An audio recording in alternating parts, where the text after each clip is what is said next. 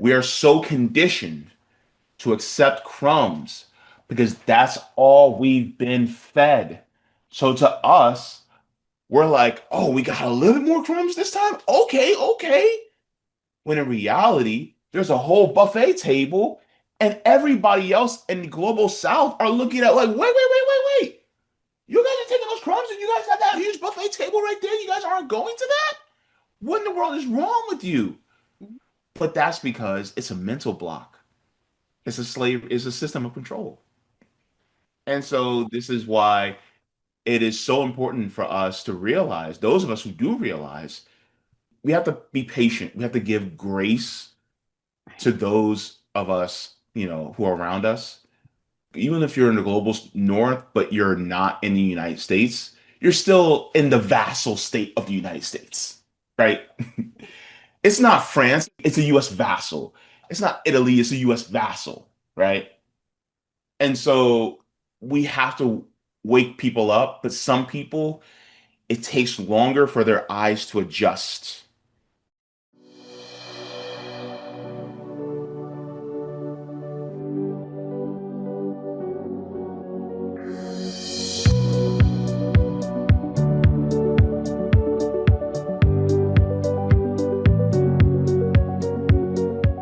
Hi, and welcome to Global Majority for Peace. I'm Ileana Chan. Every week on this podcast, we discuss with special guests from across the world our mission of building a global movement to promote peace and challenge the US-led war drive against China, Russia, and countries in the global south. We will be posting the first part here on YouTube and the full episode on our Patreon for members to watch in full. We'll also be posting the audio on Wednesdays on Spotify, Amazon Music, and Patreon. So please head on over there. This week we have a very special guest all the way from the US, James Fauntleroy from RVN. James is a grassroots organizer and a co-host and contributor to the Revolutionary Blackout Network. Welcome, James, to Global Majority for Peace. Thank you so very much for having me. It is definitely a pleasure. Glad to be with you. Great. So we like to start each interview on a more of a personal note so we can get to know you and your background. So could we start with you telling us a little bit about the origin of your politicization? I often say, was there a particular incident? But I know that's pretty hard for most people to answer. Yeah. It was actually pretty interesting. It's pretty much standard for a lot of people, especially within the last decade. A lot of us have been radicalized. Let's start off with the Bernie Sanders campaign. Some of us, it was Bernie Sanders 2016. The rest of us, people like myself, it was Bernie Sanders 2020. And so we got to see and hear about different policies that we thought that were kind of crazy. At first, we thought Medicare for all. What do you mean? You mean healthcare for everybody, regardless of cost? Like, what in the world is that? And so that was really just a crack in the hull when it comes to our understanding of what is possible within the political system. And so from there, it's just we started figuring out and doing research on what other things that we could have collectively as a society instead of just going along with the same old tired politics that we see throughout the United States. And so for people like myself, being disabled, I was on kidney dialysis at the time. For me, it was a big deal because a lot of us were dealing with healthcare costs and healthcare horror stories. And then on top of that, we actually also had a major pandemic that was covered across the world, right? And the death tolls were massive here in the United States, especially because we did not have the universal health care, or what some people would call socialized health care, that other developed countries and even countries that are developing have. You have countries that, weren't nowhere near as developed as the United States, and yet their numbers were still lower in comparison because they actually had a universal healthcare system in comparison to the rest of us. So that was something that also was a radicalizing for me, seeing and in Bernie Sanders saying that he was a democratic socialist. And so for a lot of us, it was like the socialism was a dirty word. Socialism, communism, those words were like, wait, no, we're not one of those. We thought, it was either too far left or too far right, and those were the enemies. But then you start to realize, well, the United States has lied about a few things, and you're like, what else the United States has lied about? Then you start getting into the regime change wars that the United States has done, and the United States is really an expert at doing regime change wars, post World War II. So now you get to see exactly why Africa is the way it is. It's not because those people over there in Africa, they just can't seem to get out their own way and they just can't seem to help but put people who are corrupt in power. It's not that. It's really the United States actually is putting people in power in those countries that are corrupt.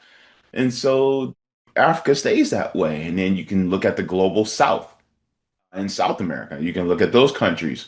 Really, the countries that have the most resources are usually the ones that are put in these positions primarily because the United States wants to continue its imperialist agenda, but it can't conduct the same old-fashioned, really gun barrel to your head imperialism. But now they do it through puppets. And so they say, well, we don't have anything to do with this. That's your government. When in reality, you have ones like the CIA, the USAID, the National Endowment for Democracy that are actually CIA cutouts that are actually using these fronts in order to be able to put people who are cells instead into these countries to really do coups and regime changes that they try to make it look like it's organic when in reality it never was. And so, you look at what happened in places like Burkina Faso, you can look at places that happened with Chile, you have Salvador Allende, and then they actually replaced a socialist president, democratically elected socialist president, with a dictator named Augusto Pinochet. The United States has done this with the Shah in Iran. They took out the Shah in Iran, Mohammad Mossadegh, and then they took out the democratically elected president, Mohammad Mossadegh, in Iran, and then installed the Shah just so that they can have more control over the oil in places like Iran. And so this is over and over and over. And so as you learn history, it really does confirm the belief that, wait a minute, this system is set to exploit. This system is set to put us all and subjugate us all so that a very small minority will have control and dignity while the rest of us do not. And so that radicalizing, and as of right now, as we can see, SNAP benefits here in the United States, which is SNAP stands for Supplemental Nutrition Assistance Program, was cut in the United States because of a government shutdown, but it also was shut down because of negotiations for healthcare. And then the Democrats, who were supposed to be the party of the people, allegedly, well, they folded completely. And so the healthcare fight is now over, and the big corporations essentially won that fight, but they were going to win anyway. Well, a lot of us knew that, but now more people are now seeing that the Democrat Party doesn't do anything for them either. And so, as we have seen through the Bernie Sanders campaign, how they essentially swiped that away from him, and they rigged their own primaries, and to how we were treated during the pandemic. All these things are jumps to radicalizing somebody into moving into a direction that the United States does not want, which is the direction that looks for a society that's more equitable, equal, and egalitarian. So that's kind of how a long-winded way of saying that's what radicalized me. So you're saying that it was in 2020, not 2016? Yeah, I wasn't paying attention in politics until I started paying attention towards 2018. I started paying attention to politics more. And in 2018, we had a race for governor here in Florida. It was Andrew Gillum versus Ron DeSantis. And Andrew Gillum actually was promoting Medicare for All, which is a single payer healthcare system for everybody within the country. And so that's what got my attention. And I started listening to people at platforms like YouTube who are basically saying, look, we need this policy. And so I started paying attention then, and then I started speaking to more people on social media, and they were saying, well, people like Andrew Gillum, he moved to the right by choosing an endorsement from Hillary Clinton. And then when Bernie Sanders came in, and then it started moving further and further left from there. Okay. Oh, wow. That's really interesting. I didn't realize that it was so recent. I think because I've been following a Revolutionary Blackout Network for a while, I just thought it was more established. Like I thought it was around for a lot longer. But you're part of that with Sabrina Savarti and am I saying their names right? And Nick Cruz. And it's one of the few anti-imperialist groups with an emphasis on the working class in the US. As far as I know, I mean, I know there's PSL, and I think that's all I don't think I know any other ones. So that's quite small. I'm sure I'm ignorant though. I'm sure there's some more, but those are the two ones that are coming to mind. It's a media network, it's a collective. Can you talk to me a little bit about how it was formed, since it's pretty new, as you're explaining, I think, and what your primary aims are? Oh, sure. Yeah. So Revolutionary Blackout Network is about 4.5 years old. Oh, wow. Oh my God, I Yeah. thought it was so much older than that. Yeah, we're still babies in the independent media space. So Yeah. Well, congratulations, you're doing really well. yeah. So it was back in April. Well, technically before that, early 2021. It's in the early parts of the pandemic where Nick Cruz was doing a show on YouTube called the Black Rose Brigade. And so the Black Rose Brigade was basically a show about those of us who are black and on the left, and we talked about our issues with the United States government, as well as policies that we thought would be best for all of us, but particularly with a special focus on those of us who are black. And so from that, we were proposed in the beginning. It was myself, Nick Cruz. It was CJ, known as Compton J. It was Rome. It was Jackie. And it was RJ. So it was the six of us that we started what was called Fred Hampton Leftists. And so when we started Fred Hampton Leftists, this was basically a group that was focused on doing actual action on the ground and pushing for a politic that actually cares for the people rather than just electoral politics. And we also came at it from different spots of expertise when it came to what we wanted to see on the ground. For instance, Nick, had a special focus on police reform, criminal justice, as well as foreign policy. Somebody like RJ was focused on a lot more of the historical aspects of it. So he was more of like a kind of like a historian within the group. You had Jackie that was actually focusing on what was, happening, kind of mixing some of pop culture and politics and seeing how that actually intersected with one another. So there's many different facets the way we incorporated that throughout Fred Hampton Leftists at the time. We actually launched in April of 2021. So it was April 1st, 2021, and it was not April Fool's joke. It was serious. And so we launched this and we hit the ground running. And as we had conversations, because we were so vocal on platforms like Twitter, we all got, attention for the things that we were saying. We were not quiet about the crimes of the United States, the crimes of whether it was the Obama administration, the Trump administration, the new Biden administration that had just came in. We were extremely vocal and we were very bold in our approach because we realized that you cannot be milquetoast in this era. Donald Trump was not milquetoast when it came to his brand of politics, which was very centered and focused on corporation and corporate power and big business. So therefore, for us to be more focused on worker power as well as dignity for the proletariat, we had to be just as bold, if not more bold than him. And so this is how we were when it came to speaking about these things. So that happened in April 2021. Towards the end of 2021, we actually changed the name to Revolutionary Blackout Network because we did not want to make any mistakes or errors, and that would be reflective of Fred Hampton's name. So the mission and the goals remain the same. The only thing is we just changed the name because we wanted the legacy of Fred Hampton to stay as uplifted as it was, and then whatever mistakes that we have made, then it fell on us and not on Fred Hampton's legacy. So we wanted to continue to honor his legacy as well. And so that is really the origin.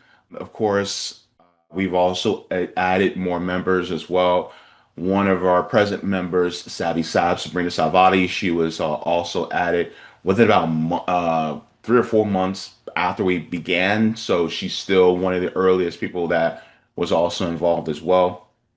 And so it was a wonderful beginning of something that was different. And the reason why we came together for that was because we didn't think that our stories were being told, our truth was being told, even in left independent media. And yes, you had some in left independent media that were black that would report on the news and give commentary and be hosts, right? Of course, you have people like Brianna Joy Gray, which we, love and we have a great relationship with. We also had Nico House, who is also a friend and a comrade to RBN. We also observed people like Tim Black, who was one of the early ones as well. So we were looking at different people, but when it comes to having an actual network, we did not have that. That was focused on Black issues as well as working class issues, and then bringing to the fore a more working class politic that was actually beneficial for all of us. And so that's one of the reasons why we felt the need to do it because it just was not being done. And when it came to talking about news that really mattered to us, unfortunately, it was not happening within left independent media on a massive scale the way that we felt it was necessary to really be able to move more people. Yeah, I was living in LA during COVID, so I was there during the Black Lives Matter. But the way that was co-opted so quickly was you got kind of like whiplash with that. So yeah, so that's why I think when I found you guys, it was really great to find voices like you. I started this podcast last year. And I am really interested in like the theory of change from the core of the US empire, which I'm currently based in the UK. So we are in the inner circle with you guys, although you're the leader for sure. So as we know for the audience, again, to reiterate that imperialism is the highest stage of capitalism. So it stands to reason that although most people might not acknowledge the links between US imperialist foreign policy and the deterioration of the US as a country, the obstacles that socialist movements faced internally, same with any country in the global north, really, are very much part of the wider Cold War between communism and imperialism. So, meaning, in other words, just to say, to explain further for the audience, I'm really hammering in on this point that if we need socialist policies, we do need to address imperialism because anything that we do, it's going to be smashed basically by imperialism within the country, and out externally. I mean, more so externally, but, we're living in the global north. So, what is your theory of change and progress from the US, especially? Because everybody has a slight, so many people have different ones. But what's your theory of change for the US? That's a really good question. Theory of change on the US.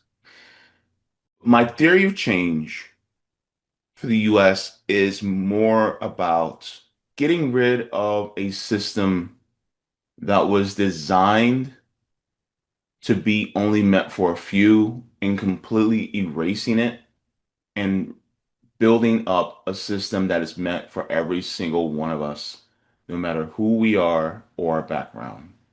The theory of change involves all aspects of life that are necessary for us to live and thrive, that it has to be provided through the collective. One of my favorite phrases that actually I've heard over the last few years was a phrase from Xi Jinping, where he used the phrase common prosperity. Now, I changed the word a little bit in my head to collective prosperity, but it's still the same thing, just a semantics thing. But meaning, our country cannot move forward unless everybody is given the ability, the agency, and the tools to prosper. You cannot have prosperity if people are hungry. So guess what? We have to take care of that. You cannot prosper if people are unhoused. So you have to take care of that. You cannot have prosperity if people do not have education or the means to be able to educate themselves. So you have to take care of that, right? You cannot prosper without a viable and thriving environment. So you have to take care of that. You cannot prosper in a system where you are not in control of the means of production. So we have to take care of that. And so all these different things encompass means that the control needs to be in the sphere of the collective. So when it comes to education, you should not be paywalled for education. I think education should be free, so therefore it should be not be paywalled. Now, a lot of people will go, well, nothing is free. And it's like, yes, absolutely genius. But I also believe that the people who work in our education should also be paid very well. And also, if the government is ran by the workers, then guess what? We understand the value of education. We want to make sure that people who do educate us are also living well and compensated well. Meaning, instead of spending money and billions of dollars on machines that kill people, I want us to spend billions of dollars on educators, on people that heal us, on farmers and people who are in agriculture that feed us. I want to spend that money on making our environment not only safer, but also make it thrive. All these different things encompassing, and we all do it collectively so that everybody is able to do it. I think that people should also, who are the ones who actually build the house, be the ones who are well compensated. And so, in my theory of change, a dignified life means that is for everyone, regardless of who you are. There has to be a floor where it is unconscionable for somebody to go hungry. It is unconscionable for somebody to be homeless. It is unconscionable for somebody to not get education. Because if somebody, like for instance, and maybe I'm very radical for this, but if you want to have the education level of a doctorate in a specific area, you should not be paywalled from getting that education at all. Because that education may help us collectively move as a species forward if that person has access to it. And not access as, well, we have access to it, but we just had to come up with all the money. No, all you have to do is show up for class. That's it. And that makes it easier. And think about all the kids in the poorest areas who have this brilliant mind that's able to use divergent thinking, but because they have a barrier to their education, they cannot utilize that powerful brain of theirs in order to be able to access these educations so that the synapses in their brain open up and then they can actually go, oh, wait, we can do this even better. But we can't because they're too poor to get that education, or they're too poor to feed themselves, so they starve to death, or they're too poor to have housing. And so, therefore, we just let them die on the street. And so, my theory of change really is about dignity for everybody, no matter who you are. And this also solves a lot of the secondary and tertiary issues surrounding that, because we do know that through studies right now that poverty and crime are linked very closely together. When poverty goes up, crime goes up at a commensurate rate because one feeds into the other. So if you did a war on poverty, then that means that you are diminishing poverty. That means crime also goes down at a commensurate rate. It's not going to completely be eliminated. You also have to open up opportunity, which means, lack of opportunities need to be addressed as well. But the poverty is one of the main contributing factors. And so I don't want to have an area that's crime ridden. And so if that means by that we reduce the poverty in a given area, and if that means that you have just one house to live in instead of two or three, well, I think that's fair. I do not think that it is worth letting somebody starve just so that you can have extra food that you're never going to eat. To me, that's inhumane. I don't think it's worth having somebody unhoused just because you exploit either yourself or other people enough to have more than one house and then they remain unhoused. But here's the crazy part. We actually have more than enough.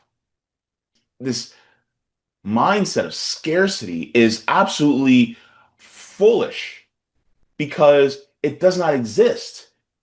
It's just political will that is required.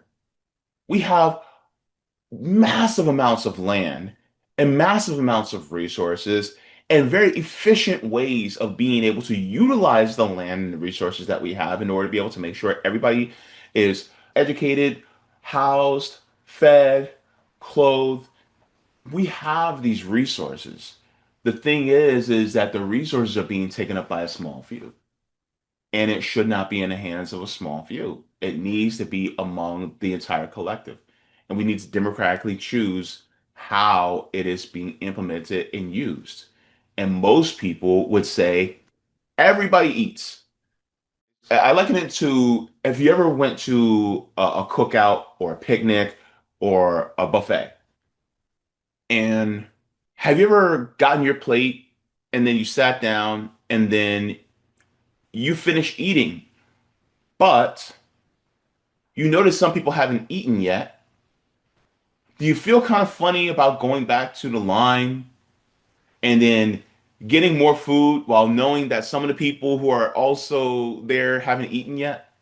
Wouldn't it be more respectful to wait till they ate first before you went for seconds? That's basically the society I want to live in. Everybody eats. Thank you for watching the first part of our interview. Please head over to patreon.com/Empire Watch to watch the full episode. The podcast is also available as an audio on Spotify and Amazon Music every Saturday.